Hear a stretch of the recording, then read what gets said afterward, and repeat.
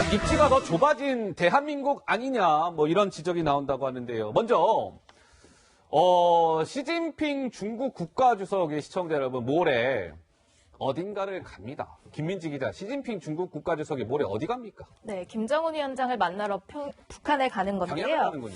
네, 중국 국가주석의 방문이 굉장히 오랜만이라서 좀 눈길을 끌고 있습니다. 지난 2005년이었죠. 10월에 후진타오 국가주석이 중국 국가주석이 이제 방북을 했었고요.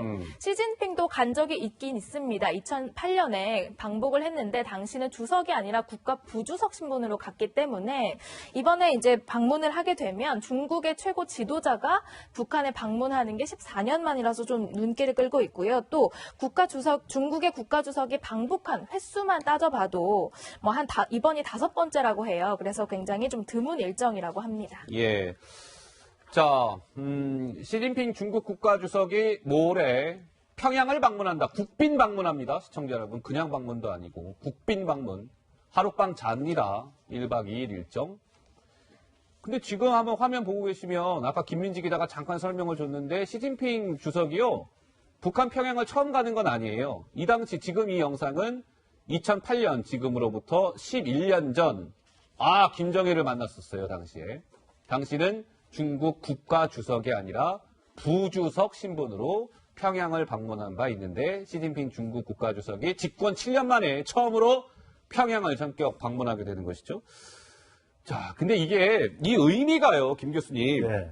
북중 간에 근데 이게 참 시점이 아주 오묘해요. G20 회의라고요. 네. 28일 날 오사카에서 있잖아요. 네네. G20 직전에 북중 정상이 머리를 맞댄다? 심상치 않은데요. 그렇죠. 시기적으로 보면 간단하죠. G20 정상회의 오사카를 가면 시진핑 주석은 지금 트럼프 대통령을 만나야 됩니다. 그럼 트럼프 대통령과 시진핑 주석이 만약 정상회담 하게 되면 지금 미중 간에 지금 한참 기싸움이 한참이잖아요.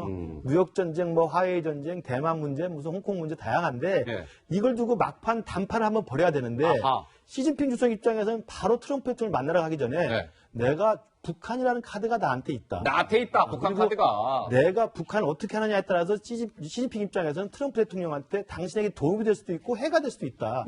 라는 걸 사실 간접적으로 보여주는 거잖아요.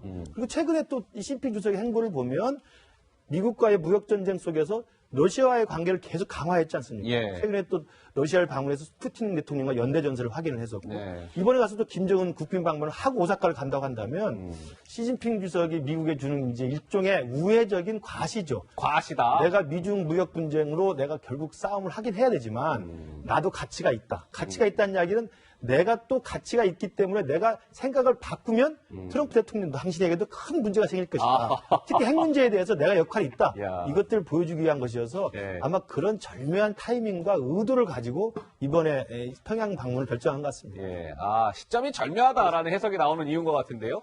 그동안 문재인 대통령은 남북 정상회담과 관련해서 이제 남북 정상회담이 이루어지게 되면 4번째 4차 남북 정상회담이 되는데요. 이렇게 얘기해 왔었죠. 잠깐 듣고 오실까요?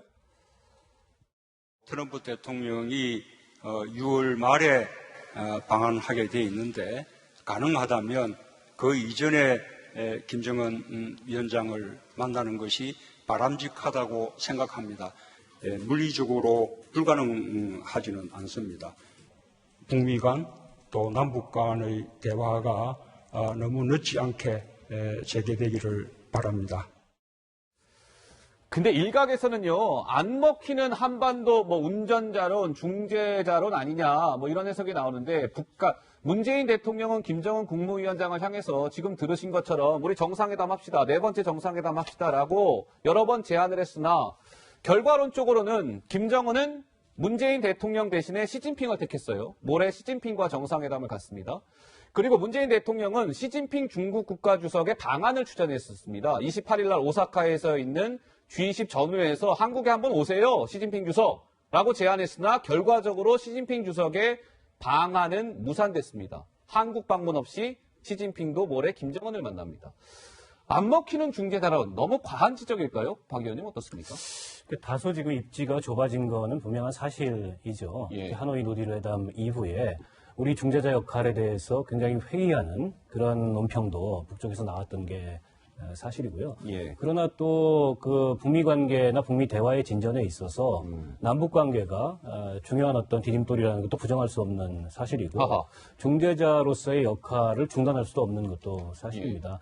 근데 저는 한편으로 이런 생각을 해봐요. 그 남북 대화라는 것이 이 북미 간의 협상을 말하면 촉진시키는 그런 과정이기도 하지만은 남북 간의 고유한 의제들이 있거든요.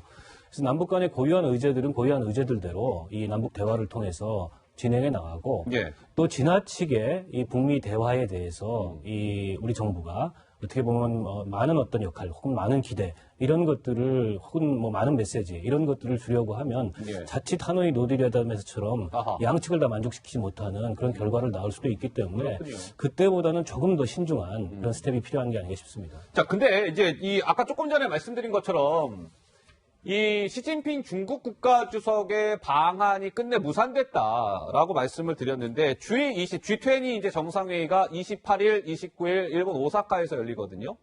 그럼 그때는 김민지 기자 이 한중 정상들끼리 머리를 맞대게 되는 겁니까? 어떻습니까? 일단 청와대에서는 이렇게 대답했습니다. 이제 문재인 대통령과 시진핑 주석의 만남, 그러니까 G20 회의가 열리는 28일, 29일 중 만나기로 원칙적으로는 원칙적 합의를 합의. 했다. 하지만 언제 어떻게 만날지는 협의 중이다. 이렇게 밝혔습니다. 예. 근데 김 교수님, 이게 지금 이제 G20 회의가 오늘 18일이죠. 그러니까 열흘 전이거든요. 열흘 남았어요.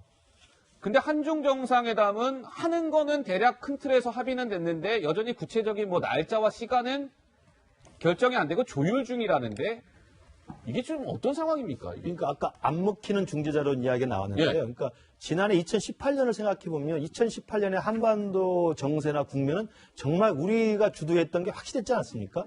평창 올림픽, 그다음에 평화 프로세스의 시발, 그리고 대미 특사가 가가지고 트럼프 대통령 설득해서 북미 정상회담 합의를 하고 우리가 남북 정상회담 3번 했고 그 과정에서 사실은 북미 정상회담 2번 열리는 과정이 있지 아하, 않습니까? 예. 그러니까 그런 걸 보면 2018년은 분명히 우리가 정부가 좀 주도했던 이 한반도 정세였다고 한다면 예. 지난 1월 달에 이 하노이 북미 정상회담에서 결렬 이후에 지금은 우리가 입지가 그때보다는 줄어든 건 사실이에요. 아하. 아까 말씀하신 것처럼 우리 대통령이 지금 북미 정상회담 결렬된 다음에 워싱턴까지 날아가서 트럼프 대통령 만나고 그 다음에 오자마자 수석 보좌관회에서 공식적으로 공개적으로 김정은한테 사실 남북 정상회담 제안을 해놓은 상태입니다. 예. 이번에 북유럽 가서도 계속 그 이야기를 확인했습니다. 그랬죠. 북한은 묵묵부답입니다. 묵묵부답. 아무 말도 없습니다. 아하. 그리고 우리가 지금 합의해놨던 아까 우리 박 의원 말씀하신 남북 간의 고유한 의제들이 있습니다. 예. 군사공동위원회도 열려야 되고 고위급 회담에서 합의했던 내용들이 많은데 이것도 지금 전혀 열리지 않고 있거든요. 예.